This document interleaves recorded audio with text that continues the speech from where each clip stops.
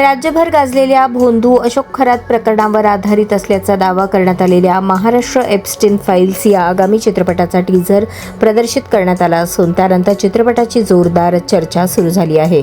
टीझरमध्ये अभिनेत्री दीपाली सय्यद या रुपाली चाकणकर यांच्या भूमिकेत दिसत असून त्यांचा पहिला लूक सोशल मीडियावर व्हायरल होत आहे। या टीझरमधील सर्वात मोठे आकर्षण म्हणजे भोंदू बाबा अशोक खरातच्या भूमिकेत नेमका कोणता अभिनेता आहे हा प्रश्न। टीझरमध्ये त्या पात्राची झलक दाखवण्यात आली असली तरी त्याचा चेहरा पूर्णपणे उघड करण्यात आलेला नाही।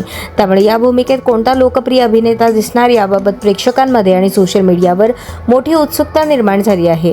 निर्मात्यांनी अद्याप या भूमिकेतील कलाकाराचे नाव अधिकृतपणे जाहीर केलेले नाही। टीझरमध्ये अनेक राजकीय आणि सामाजिक संदर्भांची झलक देण्यात आली आहे। विशेष म्हणजे दीपाली सय्यद यांचा रुपाली चाकणकर यांच्या भूमिकेतील लूक चर्चेचा विषय ठरला असून व्हायरल झालेल्या काही वास्तविक छायाचित्रांशी साधर्म्य असलेले दृश्यही टीझरमध्ये दाखवण्यात आले आहे। आता सगळं उघड होणार या टॅगलाईनसह येणारा हा चित्रपट 2 ऑक्टोबर 2026 रोजी प्रदर्शित होणार आहे। चित्रपटाचे कथानक तसेच इतर कलाकारांची संपूर्ण माहिती अद्याप गुलदस्त्यात ठेवण्यात आली असून टीझर नंतर चित्रपटाबाबतची उत्सुकता आणखी वाढली आहे।